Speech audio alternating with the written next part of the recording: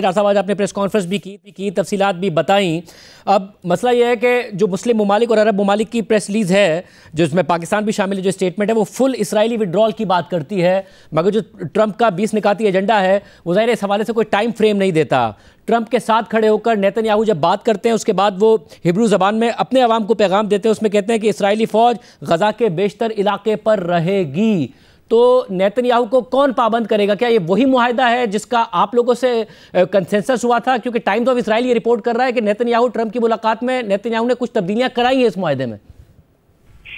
बिस्मिल्लाहिर्रहमानिर्रहीम। शाहजेब साहब, शुक्रिया, आपने मुझे गाइड किया। मैंने आज एक प्रेस कॉन्फ्रेंस में कोशिश की क्लैरिफाई करने की। शाहजेब साहब, हमें रियलिस्टिक होके सोचना चाहिए। जब हम उंगा में गए थे तो हमारा ये कोशिश थी प्राइम मिनिस्टर शहबाज शरीफ साहब की कि हम दिल से कोशिश करें कि कोई चंद ममालिक मिल के ये गाजा में जो इस वक्त खून बह रहा है और 64,000 लोग मासूम शहीद हो चुके हैं, 1.5 लाख के करीब जख्मी हैं और वहाँ कोई एड नहीं पहुँचाई जा सकती, ह्यूमैनिटेरियन एड या कोई दवाइयाँ या खाने पीने की अशिया, तो ये सारा मामला फिर लोगों को जबरदस्ती निकाला जा रहा है। जो जा चुके हैं उनको आने नहीं दिया जा रहा। तो ये सारी चीजें थी और West Bank was a major thing कि वो उसको अनेक्स करने का इसराइली प्लान अब सारी दुनिया को मालूम है। तो इसके लिए हमने जो लाइक माइंडेड कुछ ममालिक हैं, 5 अरब ममालिक थे और उसमें सऊदी अरेबिया, कतर, उर्दन, इजिप्ट और था, और 3 इस्लामी ओआईसी के मेंबर्स कह लें, मुस्लिम ममालिक कह लें, जो नॉन अरब मुस्लिम ममालिक, पाकिस्तान, तुर्की, इंडोनेशिया। तो हम 8 कंट्रीज ने मिलकर ये फैसला किया कि हम इसको हाइप भी नहीं देंगे, खामोशी से एक सीरियस कोशिश करें इस साइड लाइंस पे। तो उसके लिए मीटिंग प्रेसिडेंट ट्रंप से तय हो गई कि जी 8 कंट्री के लीडर्स प्लस उनके फॉरेन मिनिस्टर जो हैं वो प्रेसिडेंट ट्रंप और उसकी टीम को साइड लाइन ऑफ उंगा में मिलेंगे न्यूयॉर्क में। तो उस मीटिंग से पहले एक दिन हमने 8 फॉरेन मिनिस्टर्स ने बैठ के स्ट्रेटजी इख्तियार की और जो हमारी विश लिस्ट थी और जो हमने अपने लीडर से कहलवाना था उसकी पूरी तैयारी की, उसको बांट दिया कि भाई कौन क्या कहेगा क्या करेगा। ये इतनी माइक्रो मैनेजमेंट की, लेकिन ये सारा डिस्क्रीट रहा और डिस्क्रीट ना होता तो शायद हम ये जो कुछ कोई पॉजिटिव न्यूज, मैं तो उसको पॉजिटिव देख रहा हूँ, तो वो शायद ना मटेरियलाइज होती। तो नेतन्याहू को तो ये सूट करता है कि कोई ना कोई स्कटल करे और वो अपने काम पे लगा रहे। तो बहरहाल उस मीटिंग में जब सारी बातचीत हो गई तो प्रेसिडेंट ट्रंप ने कहा कि इस तरह करते हैं कि 48 घंटे में मेरी और आपकी टीम बैठ जाए, आप 8 फॉरेन मिनिस्टर्स आपके बैठ जाए, मेरी टीम बैठ जाएगी और हम एक प्लान बना लें कि क्या हो सकता है। उसमें जो हमारी मीटिंग हुई अगले दिन, और ये तमाम हमने कतर मिशन में मीटिंग की इस सब्जेक्ट पे, जो कि बिल्कुल अपोजिट है अक़वाम मुत्तहिदा के हेडक्वार्टर से, वॉकिंग डिस्टेंस पे है, क्योंकि वहाँ तो ट्रैफिक और वो इतना ही ये एक हफ्ता होता है बिजी, आपको पता है। तो वो हमने वो मीटिंग की, ट्रंप की टीम भी आ गई, हम भी 8 के 8 थे और वो हमने उनको पहले कहा जी आप हमें अपना माइंड दें कि क्या है। तो वो उन्होंने अपने को जो पॉइंट दिए वो हमारा एक बेसिक वर्किंग ड्राफ्ट बन गया और उस ड्राफ्ट के ऊपर हमने उनको डिस्कस भी किया और सारा हमने कहा जी आप हमें जब 24 घंटे मजीद दें, क्योंकि 48 घंटे हैं, तो हम आपस में करके इसको हम आपको अपनी सजेस्टेड मॉडिफाइड ड्राफ्ट देंगे। तो हमने वो ड्राफ्ट वगैरह पे फिर काम किया, कई हमारी फिर चेंजेस हुई और हमने वो ड्राफ्ट जो है उस जुमे की शाम हमने वहां से निकलना था, वो ड्राफ्ट तैयार हो गया। हम रिफ्यूलिंग के लिए कनाडा में थे, 1 घंटे का स्टॉप ओवर था, तो मुझे कॉल आई अपने PR की permanent representative ambassador Asim Iftikhar की कि जो तैयार हुआ है वो पूछ रहे हैं कि क्या आपका क्या ख्याल है कि इसको सारे 8 फॉरेन मिनिस्टर साइन करके भेजें या इसको जैसे उन्होंने दिया था एक वर्किंग पेपर। ये तफसीलात आपने प्रेस कॉन्फ्रेंस में बताई, मगर सवाल ये कि फिर ये वही है जिस पर आप लोगों का कंसेंसस हुआ था या नेतन्याहू ने ऐसी तब्दीलियां कराई हैं? क्योंकि विड्रॉल की कोई वो नहीं है, हमास के ऊपर बहुत सख्त पाबंदियां हैं कि वो डिसाम भी होंगे, छोड़ना हो तो छोड़ दें, मगर वो अपनी सुरंगें भी ख़त्म करेंगे। इसराइली फ़ौज पर कोई पाबंदी नहीं है कि वो कब छोड़ेंगे गजा को और वापस जाएंगे। देखिए शाहजेब साहब, ये वो नहीं है जो हमारी प्रपोज अमेंडमेंट सारी की सारी इसमें नहीं है। I have to very Frank.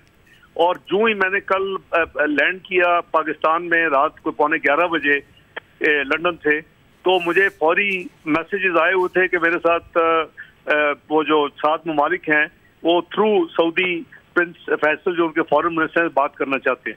मैंने बड़ी तफसील से उनसे बात की और ये जो जॉइंट स्टेटमेंट है, अगर आपको इसको पढ़ेंगे तो हमने जहां प्रेसिडेंट ट्रंप की इस एफर्ट को एक्नॉलेज किया है, अप्रिशिएट किया है, उसके बाद हमने अपना एजेंडा भी दोबारा रिपीट किया है कि we are committed to this this this this this this these are our goals, और हम ये मिल के प्रेसिडेंट ट्रंप और उसकी टीम के साथ मिल के ये हम अचीव करेंगे। सो जो 8 कंट्रीज हैं वो इसके ऊपर कमिटेड हैं। देखिए मगर डॉक्टर साहब, क्योंकि टाइम हमास को दिया गया है, तो हमास किसकी कमिटमेंट पर भरोसा करे? वो जो सदर ट्रंप ने नेतन्याहू से किया है या वो जो आप लोगों ने प्रेस रिलीज में कहा है?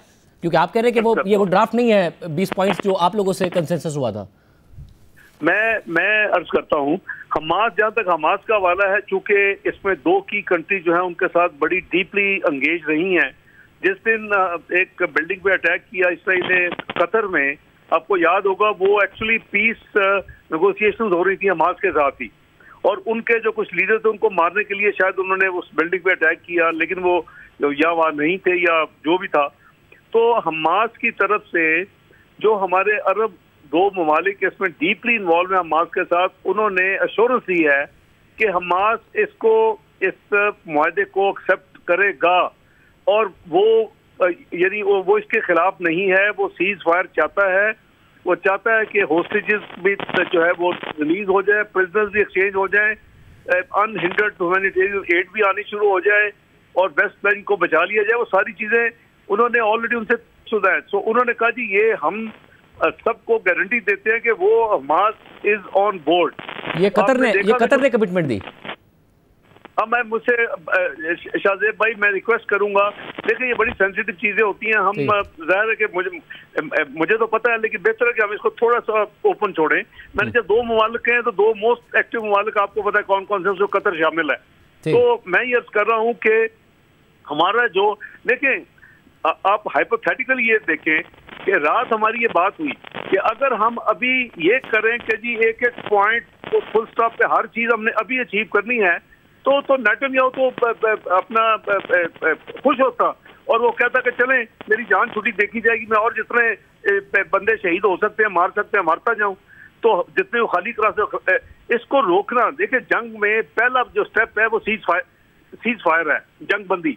अगर वो नहीं होगी तो अगला स्टेप नहीं होगा। आप पुरानी बात नहीं, आपने 6 से 10 महीने जंग लड़ी, तो उसके बाद सीज फायर होने के बाद फिर एक्शन हुए कि जी 4 दिन में आप वहां इंडिया उधर चला जाएगा, हम वहां से वहां चले जाएंगे, अगले 6 दिन वहां से वहां होगा, ये होगा। It's a practical thing.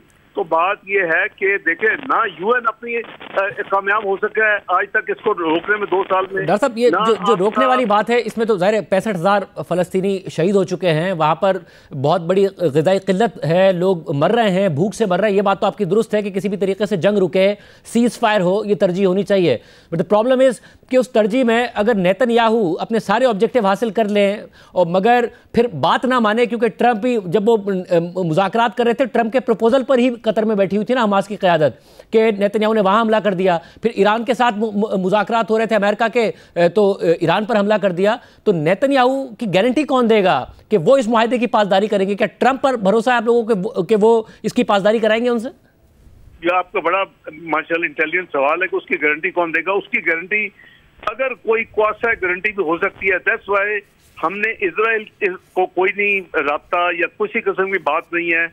अगर इस वक्त EU यूरोपियन यूनियन नाकाम हो चुकी है कोई भी अचीव करने में, डिस्पाइट पूरी कोशिश, सिर्फ वो 142 ममालिक ने तस्लीम जरूर कर लिया, लेकिन उन्होंने फिजिकली ये जंग नहीं रुकवा सके और खून बह रहा है अभी आज भी हर घंटे में।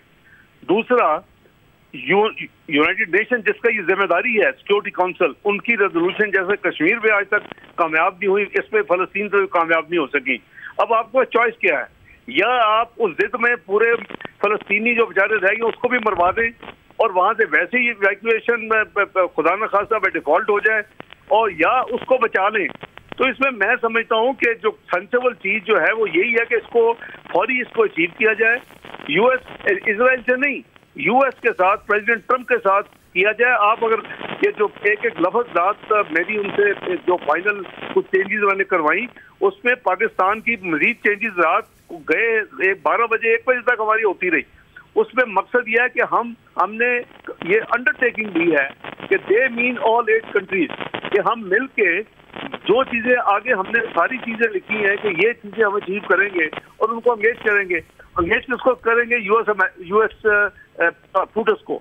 अब frankly speaking UN having failed और उसके बाद यूरोपियन यूनियन हैविंग फेल्ड, बाकी सारी कोशिशें नाकाम, जो अरब मुमालिक है जिनको उनसे ताल्लुक भी है ये इजराइल के साथ, कुछ के एक दो के रिलेशन भी हैं डिप्लोमेटिक, वो भी फेल हो गए। तो अब मेरा ख्याल है कि ये एक ऐसा सीरियस, इस पे तो हमने जितनी मीटिंग हुई शाहजेब साहब आपको भी डॉक्टर साहब ये सवाल मगर अपनी जगह पर उठ रहा है कि ज़रा अरब मुमालिक और वो अमीर अरब मुमालिक हैं, अमेरिका के इत्तेहादी भी हैं, पाकिस्तान को ट्रंप ने कल भी अपने खिताब में भी बहुत ज़्यादा अहमियत दी, फील्ड मार्शल की भी बात की, वज़ीर आज़म की भी बात की। इस सारे के सारे सिनेरियो में पाकिस्तान ऐसा क्या किरदार अदा किया है कि पाकिस्तान को इतनी अहमियत दी कल भी सदर ट्रंप ने? हमारा किरदार ये था कि हम यहाँ से जब चले थे, वज़ीर आज़म और मैं कॉन्फ्रेंस में था कि हमने अल्लाह की खुशनुदी के लिए एक सीरियस अटेम्प्ट करनी है, सिर्फ यूएन जनरल असेंबली के इजलास और बायलैटरल 3 दर्जन मीटिंग करके वापस नहीं आना। और ये हमने ये सारी की सारी इसकी जो सोच थी वो मैं समझता हूँ कि क्रेडिट मियां शहबाज शरीफ साहब को जाता है। और हमने वहाँ जाके ये कंट्रीज हमसे अलाइन थी, हम ऑलरेडी डिप्लोमेटिक लेवल के ऊपर ये चीज हमने निकलने नहीं दी। और फिर प्रेसिडेंट ट्रंप के साथ जो मीटिंग थी 1-on-1, उसका एजेंडा ही सिर्फ ये था, गाजा एंड ओनली गाजा, किसी का अपना एजेंडा नहीं था 8 कंट्रीज का। मैं समझता हूँ कि इससे बेहतर एक अटेम्प्ट नहीं हो सकती थी कि अगर हम कामयाब हो जाते। और आइडिया ये था, कोशिश ये थी कि ये पीर से जुमा है और इसमें हम सारा कुछ कर गुजरे। और इसमें जैसे मैंने अर्ज किया कि उस मीटिंग जो 1+1 वाली मीटिंग थी ट्रंप साहब के साथ, उससे पहले भी हमारी प्रिपरेटरी मीटिंग हुई 8 फॉरेन मिनिस्टर, हमने उसको ये अंडरस्टैंडिंग थी कि डिस्क्रीट होगी, ये अंडरस्टैंडिंग थी, ये कोई चीज उस वक्त तक निकलेगी जब तक इसमें से कोई हल ना निकले। तो मैं तो समझता हूँ कि डॉक्टर साहब आज आपने अपनी प्रेस कॉन्फ्रेंस में जो सोशल मीडिया पर तनकीद हो रही है उसका जवाब दिया, तो एक तनकीद ये भी हो रही है कि ये अब मामला आगे बढ़ेगा अब्राहम अकॉर्ड्स की तरफ, पाकिस्तान से भी कहा जाएगा कि इसराइल को रिकॉग्नाइज करे, तस्लीम करे और आगे बढ़े। क्या ये उस तरफ जा रही है सूरत हाल? मुझे आप ये बताएं कि अगर ये हम अपने सब लोग अपने अपने खड़े रहे अपने अपने जगह पे, जो इब्राहिम अकॉर्ड जिन्होंने किया हुआ, अब तो वो भी अब ये नहीं फ्रस्ट्रेटेड है। हम तो ये जो अगर दोहा का आपने मेरा अगर इंटरव्यू अल जजीरा में देखा हो और अगर दोहा की मेरी स्टेटमेंट पढ़ी हो, ओनली 1 फॉरेन मिनिस्टर स्पोक, उसके जो हमारी काउंसिल ऑफ फॉरेन मिनिस्टर की मीटिंग हुई थी उसमें उनका प्राइम मिनिस्टर जो फॉरेन मिनिस्टर भी हैं कतर के, उन्होंने चेयर कर रहे थे, उन्होंने बोला, सेक्रेटरी जनरल OIC ने बोला, सेक्रेटरी जनरल अरब लीग ने बोला और मेरी एक तकरीर थी, उसको इंडोर्स 2 मिनट में 30 सेकंड में बल्कि खान साहब ने किया टर्की के। आप उसका कंटेंट ले लें। तो हम तो कहते थे, मगर डॉक्टर साहब आपने जो बात की थी फिर और जो आपने इंटरव्यू में भी अल जजीरा को कहा था, वैसा एलामिया तो नहीं आया उस इस्लामिक समिट का। आपने तो कहा था कि सिर्फ बयानात से काम नहीं चलेगा, आगे बढ़ना चाहिए, एक फोर्स की तरफ भी बढ़ सकते हैं। वो बयानिया भी बस कंडेमनेशन की हद तक ही था।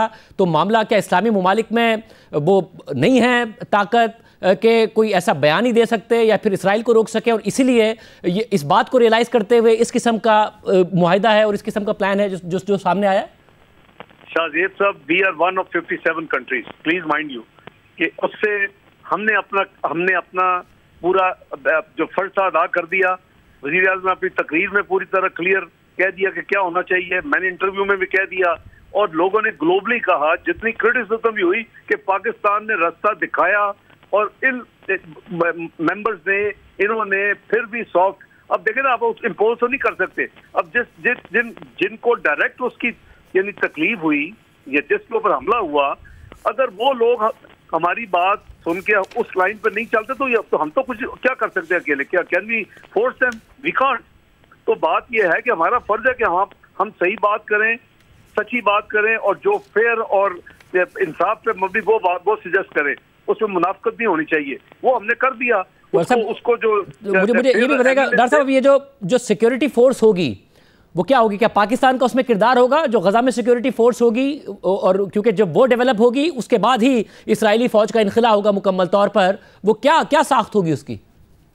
जहां तक वो लोकल डीलिंग होगी, वो पैलेस्टीनियन जो है, जो हमारी अंडरस्टैंडिंग है 8 ममालिक की, वो लोकल तो पैलेस्टीनियन लॉ इन्फोर्सिंग एजेंसी होगी, लेकिन ऑब्वियसली वो अकेले तो कुछ नहीं कर सकते। उनको ये जो एक फोर्स की जरूरत होगी, बैकअप की जरूरत होगी, उसमें एक फोर्स क्रिएट की जाएगी। 2 ऑप्शन थे, UN security, UN peace keeping भी है एक सेटअप, लेकिन अगर ये वो एक तजर्बा कई दुनिया में चला है, कई नहीं कामयाब हुआ, उसके जगह पे एक स्पेसिफिक फोर्स, जिसके लिए इंडोनेशिया ने सबसे पहले 20,000 अपने फोर्स देने का ऐलान किया है, वहाँ कमिटमेंट दी है, और पाकिस्तान ने कहा कि हम अपने स्टेक होल्डर्स आपस में बात करके फिर हम भी अपना फैसला आपको बताएंगे। लेकिन ये जो फोर्स होगी, ये उसको यदि रीइंफोर्स करने के लिए, उसको ऑपरेशनल करने के लिए जो फलस्तीन की बेसिक लॉ इन्फोर्सिंग एजेंसी होगी उसके लिए होगी। और ये basically this is the idea कि वहाँ ये सारे का सारा जब तक आप उसको यानी कंट्रोल और उसका प्रॉपर ड्यू प्रोसेस और उसकी अमल वापस नहीं लाएंगे और नॉर्मल लाइफ नहीं लाएंगे वहाँ, उस वक्त तक तो फिर ये मामला बंद नहीं होंगे। तो इसके लिए ये फोर्स का था। इसी तरह टेक्नोक्रेट गवर्नमेंट की बात हुई कि टेक्नोक्रेट फलस्तीनियों की होगी, बेसिक जो गवर्नमेंट होगी, फलस्तीन के अंदर हैं या वो बाहर के मुल्कों में हैं, और उसके ऊपर एक इंटरनेशनल उनको सपोर्ट टाइप, वो भी निकात के मुताबिक तो निगरानी उसकी ये इंटरनेशनल ट्रांजिशनल बॉडी करेगी और उसकी सरबराही सदर ट्रंप करेंगे, और जो साबिक वजीर आजम है बरतानिया के टोनी ब्लेयर भी उसमें शामिल होंगे। टोनी ब्लेयर का माजी का रिकॉर्ड आपको पता है, ट्रंप की हिमायत आपको इसराइल के लिए पता है, तो इसराइल के मफादात का तहफ़्फ़ुज़ करेंगे या गजा के? देखिए, it's too early to say something. आपको भी पता है एक सीरियस अटेम्प्ट ये की गई है कि खून बंद किया जा सकता है, क्या ह्यूमैनिटेरियन एड को फ्लो करवाया जा सकता है, क्या वहाँ से जबरदस्ती लोग निकाले जा रहे हैं हर रोज कई 100 की तादाद में, उसको रोका जा सकता है, क्या जो चले गए उसको लाया जा सकता है। शायद तो हमारी पूरी कोशिश ये नेक नीति पे मबनी थी 8 ममालिक की, और मैं समझता हूँ कि अगर हम इसी तरह कमिटमेंट के साथ अगर ये it is not short of a miracle कि ये जो कुछ अचीव हुआ है, ये it could have been आप कह रहे हैं कि ये अब आप कंफर्म कर सकते हैं कि जो चीजें फौरन होने जा रही हैं वो ये कि गजा में इमदाद की बहाली होने जा रही है, क्योंकि हमास ये मुआहदा कबूल करने जा रही है। जी, ये बिल्कुल वहाँ बहाली भी होने जा रही है, सीज फायर भी होने जा रही है। वहाँ जब कोई मजीद वहाँ से फोर्स एग्जिट नहीं होने जा रही। वेस्ट बैंक को categorically in presence of 8 countries president Trump ने कमिट किया कि नेक्स्ट नहीं होगा, जो कि इसराइल अपना प्लान दे चुका है। ये वो चीजें हैं कि अब हमें बजाय हम कंट्रोवर्सीज में पड़े, हम इनको अचीव करें।